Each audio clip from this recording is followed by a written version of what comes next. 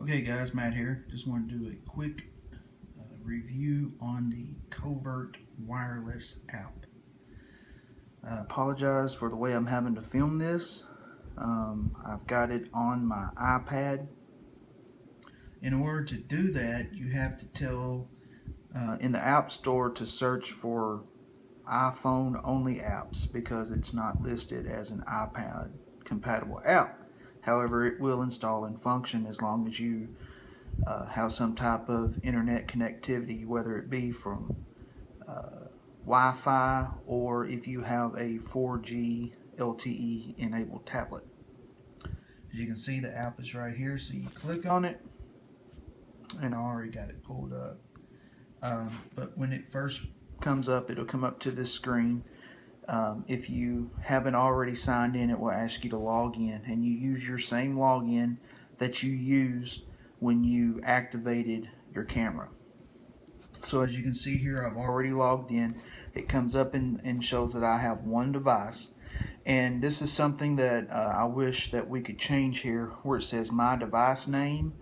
I would like to be able to change that. However, I have not figured out how to do that.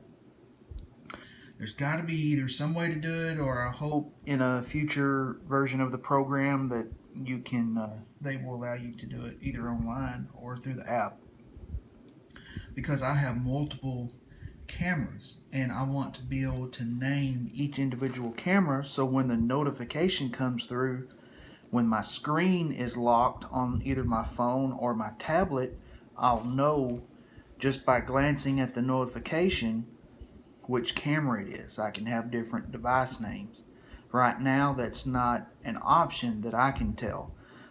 Either I don't know how to do it, or they just haven't enabled that functionality yet. Pretty basic. If you touch need a camera, it takes you to Covert's website. Obviously, sign out will sign you out. The two main features here are photos and camera settings, and so I'll go into the camera settings first. And as you can see, it comes up and it says my device name, shows it as a Code Black 12.0 2016. There's the IMEI number, alright, and this where it says Matt's feeder here, so you can edit, and you can edit that part. I wish they would allow you to edit the rest of it. So you can edit that part and kind of give it a description. However, that only puts it in description in the app itself. It does not change the name of it in any shape or form. So like I said, when you get a notification, it still just comes up and says my camera device or whatever that is. So basically, the camera statistics here are supposed to show all of this stuff here when it's last updated data usage. I have yet to get that to refresh. However, it does show that it has refreshed when you get a photo, which I will show you later. So if you click on settings here, this is where you can set all the settings. I've tried a few of these. I've turned override on, and that seemed to take effect. I have it real-time remote control. However, if you go look at the camera, it shows that it's still in 30-second or 30-minute mode, to where the changes, it refreshes every 30 minutes. It doesn't seem like real time has taken effect. So I don't know what the deal is with that. I would like to have it real time so I could turn the camera off and on and that type of thing. However, when I changed override to on, it was originally off. The app turned it to on. I checked the camera and it did indeed turn it to on. So some of these functions worked.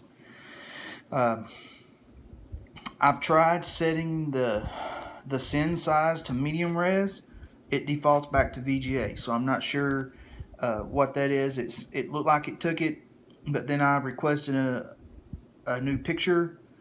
The picture was still the same resolution as before, and when I went back into settings to check it, it had reverted back to VGA. So I'm not sure what the deal is with that.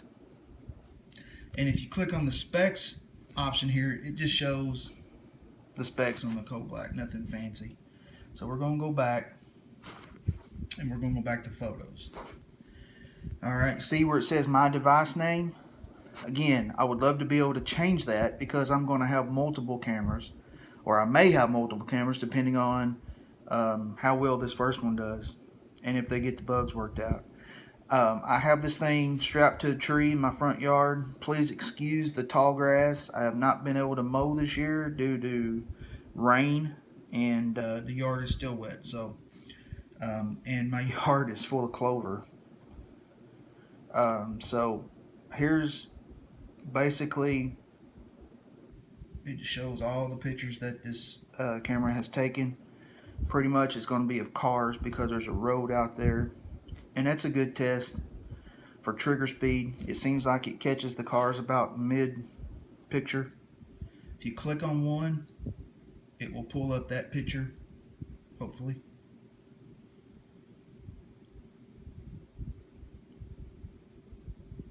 Looks like it's having a hard time pulling it up. There it goes.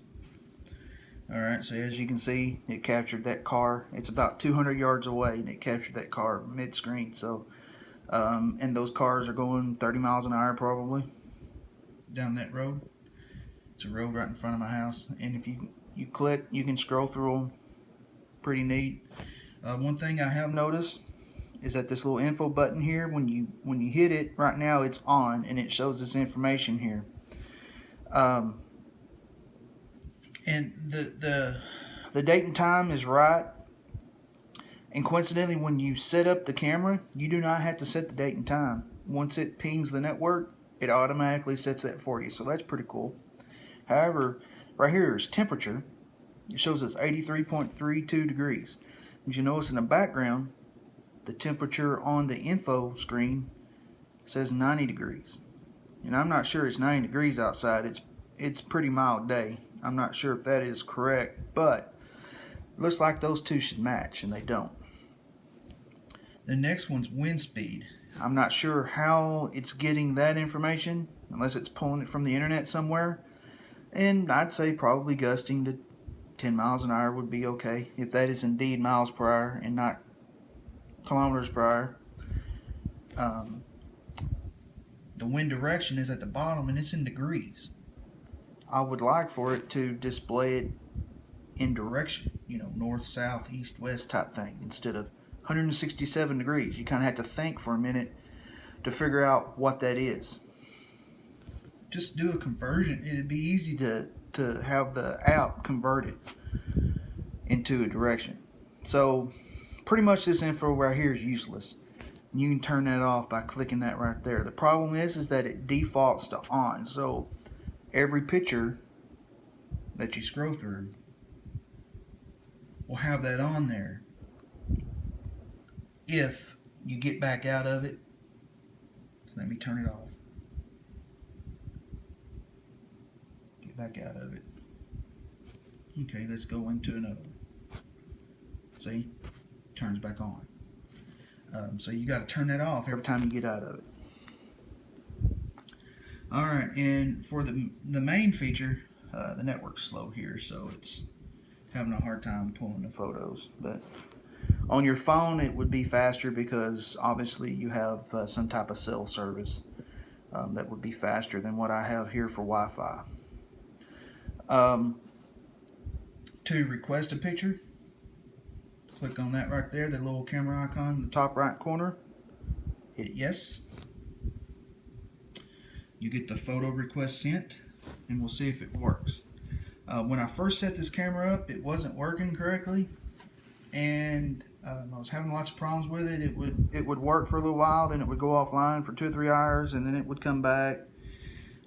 And I think what happened is there's a disclaimer when you set the camera up online. It says it could take up to 24 hours before the camera to become active in the system. Even though it says it's active, I think it does take a little while for it to actually work its way through the system, become active, because today I've had no problems. It's worked great. It's captured just about everything that I know of that's passed in front of it. And it's pretty well sent pictures back upon request.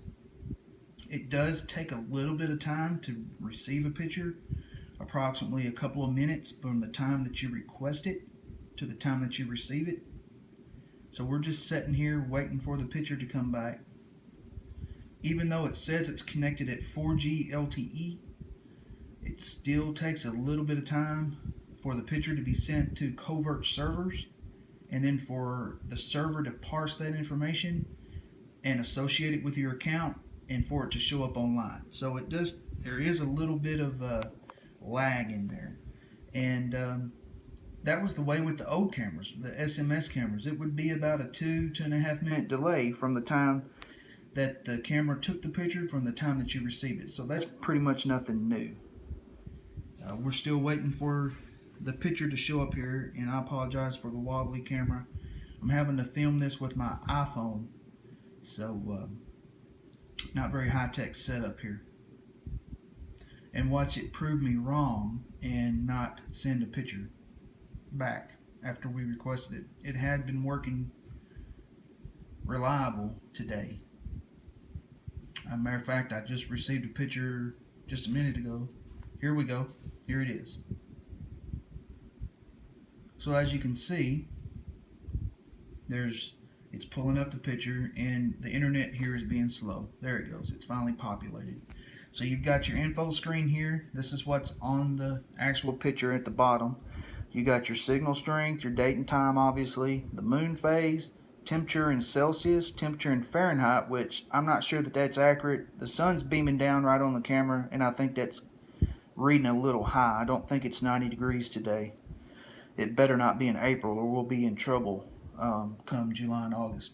And right here where it says not set, that's a feature in the camera itself under the rename option in the menus. And used to, on the old cameras, you could select that and you could give your camera a name, and that name would show up right here. When you try to do that in the menu on the Covert 12.0, it does not give you the option to change it. It just says not set, and only gives you the option for enter, and that is to exit back out. So I'm not sure what the deal is with that. Covert needs to get that figured out so we can set our own custom names here. And what that does is that renames the photo image to a name that you're familiar with, so that if you got multiple cameras, you can keep them separate. Now here, if you'll notice, I talked about the info screen on the archive pictures and how this information down here was inaccurate. Pay attention right there, and you'll notice that the info on this screen, as you receive a picture, if you have the app open, this info is correct. The temperature matches 90 degrees, 90 degrees. And I can't verify this other information, but I feel like it's probably correct. I think the wind is probably out of the probably the southeast, 167 degrees, and the wind's probably gusting 10 miles an hour or so. So the info that's associated with this picture, when you receive it, is fine. All of it's correct. It's on the archive pictures. Like if you go into an archive one, that it shows that 83.32 degrees, and I guarantee you that's not the same temperature that's on that picture if it'll pull up. Again, the Wi-Fi here is slow, so it's having a hard time pulling that picture back up from the server at Covert. And that's nothing to do with the server at Covert. It's just the slowness of the Wi-Fi connectivity that I have here. We'll see that it will go ahead and pull up so I can show you the date, or not the date, but the temperature. So we're waiting here. While we're waiting on that, I'll just give you a quick update on the camera itself. Pretty impressed. It looks good on the outside. The latch is totally redone. I like the new latch. It's one complete solid latch. It runs basically from the top to the bottom of the camera. I wish I had it here with me so I could show you guys. I'll do another video on the camera itself and go through some of the menu functions and things. But right now I just wanted to kind of do a small review on the app to kind of give you guys an idea of what the app can do.